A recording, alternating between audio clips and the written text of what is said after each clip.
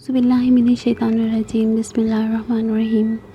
आज जो मैं आपको सुनाने जा रही हूँ वो एक तालिब इल्म के बारे में है जो कि मिस्र की यूनिवर्सिटी में पढ़ता था। उसने यूनिवर्सिटी में एडमिशन लिया। वक्त होने पर उसने नमाज़ पढ़ने की जगह तलाश करना चाही तो उसे बताया गया कि यूनिवर्सिटी में नमाज़ पढ़ने की जगह तो नहीं है, हाँ मगर तय खाने में बने हुए एक कमरे में अगर कोई चाहे तो वहाँ जाकर नमाज़ पढ़ सकता है। तालिब इल्म ये बात सोचते हुए कि दूसरे तालिब इल्म और असातिज़ा नमाज़ पढ़ते भी हैं या नहीं, तय खाने की तरफ उस कमरे की तलाश में चल पड़ा। वहाँ पहुंचकर उसने देखा कि नमाज के लिए कमरे के वसत में एक फटी पुरानी चटाई तो बिछी हुई है, मगर कमरा सफाई से महरूम और काट कबार और गर्दो गुबार से अटा हुआ है। जबकि यूनिवर्सिटी का एक अदना मुलाजिम वहाँ पहले से नमाज़ पढ़ने के लिए मौजूद है। तालिब इल्म ने उस मुलाजिम से पूछा, क्या तुम यहाँ नमाज़ पढ़ोगे? मुलाजिम ने जवाब दिया, हाँ, ऊपर मौजूद लोगों में से कोई भी इधर नमाज़ पढ़ने के लिए नहीं आता और नमाज के लिए उसके अलावा कोई जगह भी नहीं है। तालिब इल्म ने मुलाजिम की बात पर एतराज़ करते हुए कहा, मगर मैं यहाँ हरगिज़ नमाज नहीं पढ़ूँगा, और ऊपर की तरफ सब लोगों को वाज़िह दिखाई देने वाली मुनासिब सी जगह की तलाश में चल पड़ा। और फिर उसने एक जगह का इंतखाब करके नहायत ही अजीब हरकत कर डाली। उसने बुलंद आवाज़ से अज़ान कही। पहले तो सब लोग उस अजीब हरकत पर हैरत ज़दा हुए, फिर उन्होंने हंसना और कहकहे लगाना शुरू कर दिया। उंगलियां उठाकर इस तालिब इल्म को पागल और उजट शुमार करने लगे, मगर ये तालिब इल्म था कि किसी चीज़ की परवाह किए बगैर अज़ान पूरी कहकर थोड़ी देर के लिए उधर ही बैठ गया। उसके बाद दोबारा उठकर अकामत कही और अकेले ही नमाज़ पढ़ना शुरू कर दी। उसकी नमाज में महवियत से तो ऐसा दिखाई देता था कि गोया इस दुनिया में तन्हा ही है और उसके आसपास कोई भी मौजूद नहीं। दूसरे दिन फिर उसी वक्त पर आकर उसने वहाँ फिर बुलंद आवाज़ से अज़ान दी, खुद ही अकामत कही और खुद ही नमाज़ पढ़कर अपनी राह ली, और उसके बाद तो यह मामूल ही चल निकला। एक दिन, 2 दिन, 3 दिन वही सूरत हाल। फिर कहकहे लगाने वाले लोगों के लिए इस तालिब इल्म का ये दीवानापन कोई नई चीज़ न रही, और आहिस्ता आहिस्ता कहकहों की आवाज़ भी कम से कम होती गई। उसके बाद पहली तब्दीली की इब्तिदा हुई।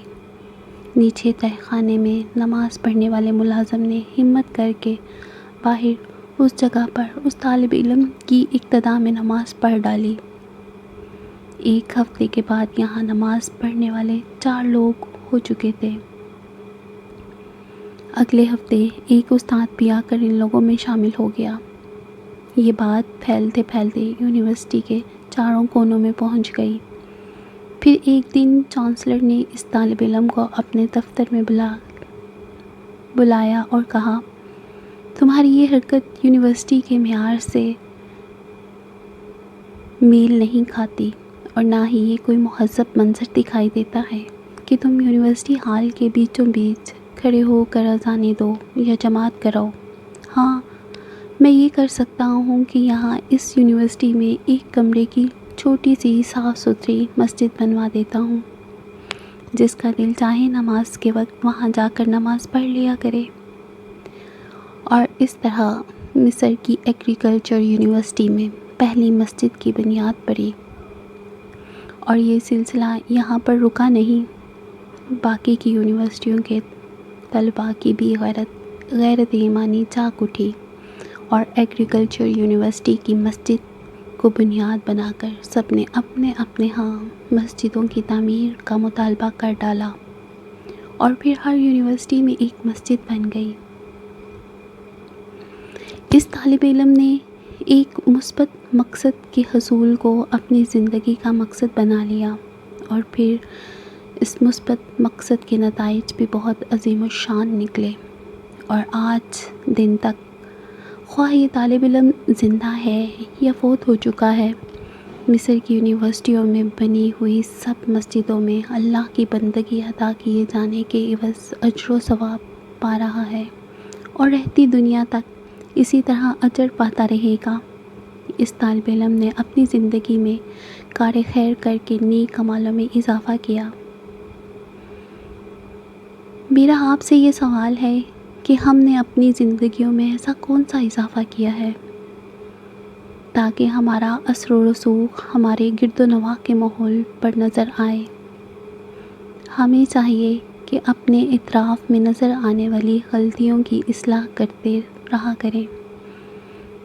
حق کو صدق کہنے اور کرنے میں کیسی مروت اور کیسا شرمانا، بس مقاصد میں کامیابی کے لیے اللہ تبارک و تعالیٰ کی مدد و نصرت کی دعا مانگتے رہا کریں، اور اس کا فائدہ کیا ہوگا؟ اپنے لیے اور دوسرے کے لیے سچائی اور حق کا علم بلند کر کے اللہ کے ہاں موجود ہوں، کیونکہ جس نے کسی نیکی کی ابتدا کی اس کے لیے اجر، اور جس نے رہتی دنیا تک اس نیکی پر عمل کیا اس کے لیے اور نیکی شروع کرنے والے کو بھی ویسا ہی اجر ملتا رہے گا۔ لوگوں میں نیکی کرنے کی لگن کی کمی نہیں ہے، بس ان کے اندر احساس جگانا پڑتا ہے اپنے اچھے عمل کے ذریعے سے۔ جزاک اللہ۔